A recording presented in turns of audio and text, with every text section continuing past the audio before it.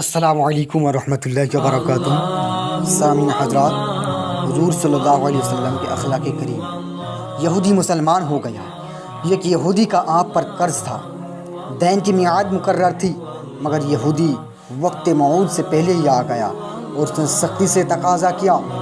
وہ جتنے ہی سختی کرتے آپ صلی اللہ علیہ وسلم نرمی فرماتے۔ اس نے کہا، تمہارے خاندان میں ایسی ہی نامدید ہندگی چلی آ رہی ہے۔ یہ سن کر حضرت عمر رضی اللہ عنہ بے تاب ہو گئی۔ اس یہودی کو بہت زجر و توبیخ کیا اور کہا کہ اگر تو اس مجلس شریف میں نہ ہوتا تو میں تیری گردان مار دیتا۔ سرکار نے حضرت عمر رضی اللہ عنہ سے فرمایا کہ تمہیں چاہیے تھا کہ مجھ سے قرض کی ادائیگی کے لیے کہتے اور اس سے کہتے کہ تقاضا نرمی کے ساتھ کرو، اس کو ڈانٹنا نہیں چاہیے تھا۔ جاؤ اس کا قرض ادا کر دو اور اس سے جھگڑانے کی آواز میں اسے 20 سال مزید دے دوں۔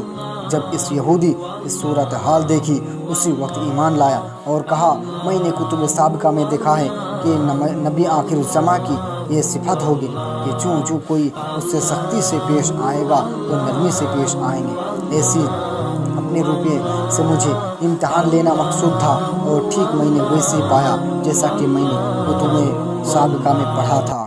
حضور صلی اللہ علیہ وسلم کی اخلاق کریمہ ایسی ہے کہ جو یہود ہے وہ بھی مسلمان ہو جاتے ہیں۔ حضور صلی اللہ علیہ وسلم کی اخلاق کریمہ کو دیکھ کر جو غیر مسلم ہیں وہ مسلمان ہو جاتے ہیں۔ حضرات، اسی طرح سنہری آواز میں حضور صلی اللہ علیہ وسلم کی اخلاق کریمہ سننے کے لیے، اسلامک ہسٹری سننے کے لیے اس چینل کو سبسکرائب کر لیجیے۔